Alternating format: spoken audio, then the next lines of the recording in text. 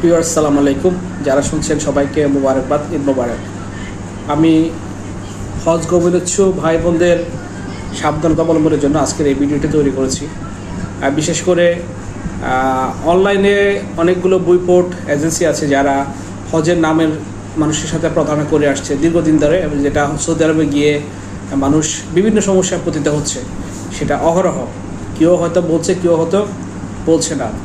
এমনই একটা এজেন্সি ঢাকার তৌহিদ ইন্টারন্যাশনাল, যারা পুরানা পল্টনে অবস্থিত, তাদের সাথে আমাদের হজে যাওয়ার জন্য একটা চুক্তি হয় 1,70,000। কিন্তু আমরা যদি ট্রানজিট ফ্লাইট যাই সেক্ষেত্রে 1,60,000 টাকা করে আমরা 5 জনে তাদেরকে আমাদের টাকা দিয়ে দিই। যখনই আমরা 6 তারিখ আমাদের ফ্লাইট হবে, তারা আমাদেরকে বলেছিল প্রথম মদিনা নিয়ে যাবে।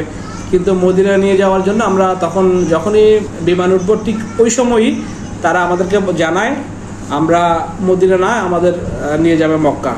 কিন্তু ইন দ্য মেইন টাইম আমরা আমাদের যে ইহরামের কাপড় সেটা আমরা ব্যাগেজের মধ্যে অলরেডি তুলে দিয়েছি। প্রতিবার আমরা আমাদের যে ট্রানজিট ফ্লাইট ছিল, আমরা ওমানে গিয়ে আমরা পৌঁছাই সালাম এয়ারের মধ্যে দিয়ে। সেক্ষেত্রে আমাদের পার হেড এক একটা ইয়ার কাপড়, ইহরামের কাপড় 5,000 টাকা করে আমাদেরকে কিনতে হয়েছে। আর ওটা যদি না পেতাম তাহলে আমাদের এখানে ওদিন হয়তো বা হজ করা হতো না। এই ধরনের একটা সিচুয়েশনের মধ্যে তারা আমাদেরকে মধ্যে দিয়ে আমাদেরকে নিয়ে গেছে। যাই হোক, এটা একটা শেষ না, এখানে শেষ না। এখান থেকে আমাদেরকে হোটেল নিয়ে গিয়েছে। তারা আমাদেরকে হোটেলে দেওয়ার কথা ছিল মক্কা থেকে, অর্থাৎ হেরাম থেকে 800 মিটারের মধ্যে হোটেল দেওয়ার কথা ছিল। তারা একটা হোটেলে আমাদেরকে দিয়েছিল, ছবি পাঠিয়েছিল, কিশোয়ার্স হোটেল, অর্থাৎ সেটা 30 স্টার মানের হোটেল দেখিয়ে আমাদের ওখানে নিয়ে গেছে। মিসপাল্লার পাশে একটা একটা থাকা যায় এমন, এটার পরিবেশটা এমনই না।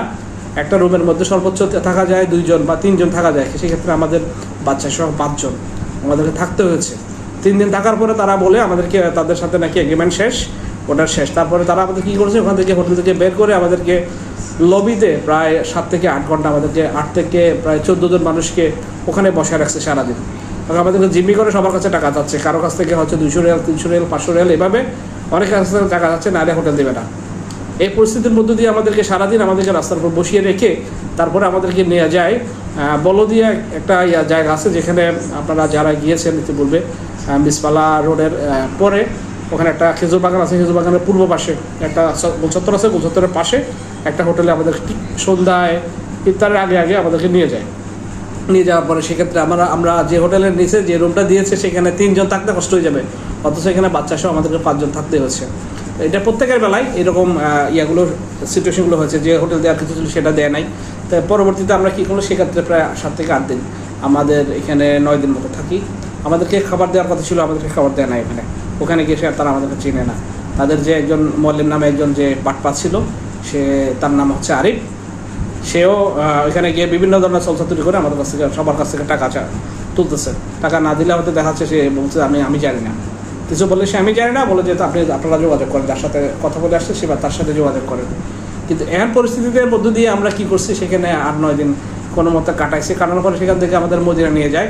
মদিনা নিয়ে যাওয়ার জন্য আমাদেরকে গাড়ি দিছে কি, আমাদের একটা লোকাল বাসগুলো কী করছে, তারা মানুষ একজনকে আমরা প্রায় 12-14 দিন ছিলাম। পুরো বাস পুরানোর জন্য প্রত্যেকটা গলিতে গলিতে একজন সে কী করে, মানুষ খুঁজে, প্যাসেঞ্জার খুঁজে, যতক্ষণ না পর্যন্ত বাস পুরাইছে। সেটা আমাদের মনে হয় আমাদের দেশে হচ্ছে আরও ভালো সার্ভিস বাসগুলোতে জেনারেলি আমরা পেয়ে থাকি। তারা গেলে একটা করে বাস পূর্ণ করে তারপরে প্রায় 3 থেকে 4 ঘন্টা আমাদেরকে পরে বাসটা ছাড়ে। এরপরে আমরা যাই, যেখানে 5 ঘন্টা জার্নি ছিল সেখানে 12 ঘন্টা জার্নি হয়ে আমরা মদিনা পৌঁছাই। মদিনাও একটা ওই যে দায়সারা একটা হোটেলকে দিয়েছে। দেওয়ার পরে আমরা সেক্ষেত্রে 4 দিন থাকি। আমাদেরকে 18 দিন থাকার কথা ছিল, সেক্ষেত্রে 18 দিনের জায়গায় তারা আমাদেরকে 13 দিনের মাথায় প্যাক করে বলছে ঈদের দিন, মদিনায় যেদিন ঈদ পরে সেই দিন শুক্রবারে সকালে ঈদ পরে দুপুরের পরে আমরা চলে যাওয়ার পর প্রাক্কলে তার আমাদেরকে কী দেয়, একটা গাড়ি দেয়, একটা মাইক্রো দেয় 14 জনের জন্য প্রায় 12 সিট। সেখানে 28টা লাগেজ, 14 জন মানুষের 28টা লাগেজ, মানে 14 সিটের গাড়িতে 28টা লাগেজ সব মানুষগুলো কীভাবে বসে আপনারা একটু চিন্তা করবেন। মানে এই যখন তাদেরকে বলতে গেছি, ফোন দিয়ে বলছে আপনার গাড়ির উপরে উঠে তারপরে বসে আসেন। মানে এই ধরনের আমাদেরকে মদিনা থেকে ফ্লাইট দেওয়ার কথা ছিল, মদিনা ফ্লাইট দেয় না, তারা বলছে রিয়াদ যাইতে হলে লাগবে কয় ঘন্টা, প্রায় 11 থেকে 12 ঘন্টা। অলরেডি 11-12 ঘন্টা আমাদেরকে জার্নি করে এসে মানে কাদাকাদি করে এখানে বসা যাচ্ছে না। একটা ছোট একটা বাস বা কোস্টার দিলেও আমরা হয়তো আসতে পারতাম, কিন্তু সেটাও না করে তারা আমাদেরকে কী করছে, তারা আমাদেরকে নিয়ে আসছে ইয়াতে, আমাদের রিয়াদে নিয়ে আসার পরে সেই ক্ষেত্রে লাস্ট যে বিড়ম্বনা ফালাইছে আমাদের সাথে, আমাদের যে বাচ্চা ছিল, ভাইয়ের ছোট বাচ্চার তার বাপের নামে টিকিট, মানে তার বাচ্চা এবং তার সাথে একসাথে না করে সে কোন লোকের সাথে তারা টিকিটটা কেটে দিছে। যখনই বডি পাস করতে যায় সেক্ষেত্রে কোনো ধরনের বডি পাস আপনার নামে না, এ বাচ্চার মালিক তো আপনি না, সে তার বাপ তার একজন। যতক্ষণ না ওই লোক আসছে ততক্ষণ পর্যন্ত প্রায় 1-1.5 ঘন্টা ওখানে বসে রাখছে। বসে রাখার পরে এখানে কোনো মা বাবাও নাই, তারা আমাদেরকে চিনেও না এখান থেকে গিয়ে যাওয়ার পরে। তাই তার পরবর্তীতে যখন ওই লোক আসছে তারপর আমাদেরকে বডি পাস দেয়, বাচ্চার বডি পাস দিয়ে পরে আমরা ইমিগ্রেশন ক্রস করে আমরা আমাদের ইয়াতে আসি। তাই আপনাদেরকে বলবো, মানে পদে পদে তারা আমাদেরকে হয়রানি করেছে, বিশেষ করে আমাদের জন্য না, এরকম অনেক কাজে যারা যাচ্ছেন বুইফুট, অনেক ফেসবুক বা বিভিন্ন ধরনের মিডিয়ার মধ্য দিয়ে তারা লিফলেটগুলো বিতরণ করে, তারা হজের এজেন্সি নামে বিভিন্ন ধরনের বাংলাদেশের বিভিন্ন জায়গায় তাদের লোক সেট করে তারা মানুষের কাছ থেকে এভাবে টাকা পয়সা নিয়ে মানুষের সাথে প্রতারণা করে আসছে। আশা করি যারা বাংলাদেশে যারা হজ নিয়ন্ত্রণ করবেন তারা এই বিষয়গুলো দেখবেন, বাংলাদেশের মানুষ যাতে কষ্ট না পায় সেজন্য আপনারা এগুলো কন্ট্রোল করার জন্য আপনি আপনাদের প্রতি যারা কর্তা ব্যক্তি আছেন, সংশ্লিষ্ট ব্যক্তি, প্রশাসন সহ যারা আছেন তারা এগুলো মানে আপনারা এগুলো পদক্ষেপ নেবেন। এছাড়াও আমরা গিয়েছিলাম বাংলাদেশ দূতাবাসে গিয়েছিলাম, সেখানে যে বাংলাদেশ মিশন, হজ মিশন, সেখানে গিয়েছিলাম। ওরা বললো যে এখান থেকে সেটা কোনো ধরনের কিছু হবে না, সেটা বাংলাদেশে করতে হবে। এটা বাংলাদেশে আমি আইনগতভাবে এটার ব্যবস্থা আমি নিব, আমি ছাড় দেবো না, কারণ আমি যেহেতু আমি একজন আইনজীবী, আমি আয়কর আইন নিয়ে কাজ করি, আইন নিয়ে আমার কাজ করার আছে।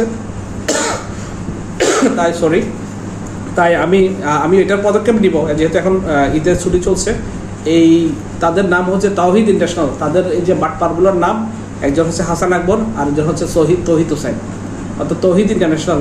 একজনের নাম হচ্ছে হাসান আকবর, আরেকজনের নাম চিরঙ্গের মেজবাউদ্দিন। এরা বিভিন্নভাবে মানুষের কাছ থেকে এভাবে নিয়ে মানুষের সাথে প্রতারণা করছে। এবং হোটেলে গিয়ে দেখলাম বিভিন্ন হোটেলের মালিকরা বলছে বাংলাদেশ থেকে এরা এই কাজগুলোই করে, মানুষের সাথে এই প্রতারণাগুলো করে। মানুষের কাছ থেকে টাকা পয়সা নেওয়ার আগ পর্যন্ত আপনার সব কিছু করে দিচ্ছে, বাট যখনই টাকা পয়সা আপনার কাছ থেকে নিয়ে নেবে এরপর ওরা আপনাকে চিনবে না।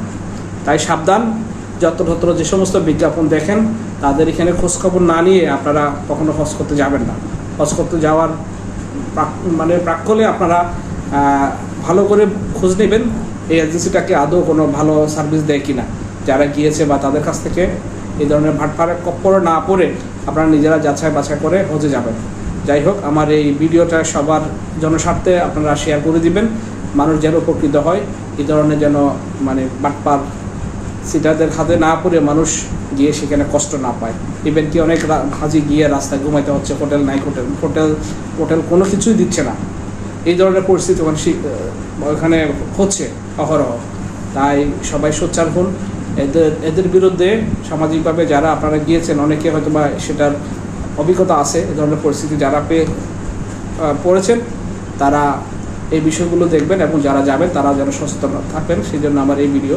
সবাই ভালো থাকবেন। কারো যদি উপকৃত হয় আমার এই ভিডিও নিয়ে সবাই, তাহলে এই বিষয়গুলো আপনারা দেখে তারপরে আপনারা হজ করতে যাবেন। ধন্যবাদ। আসসালামু আলাইকুম।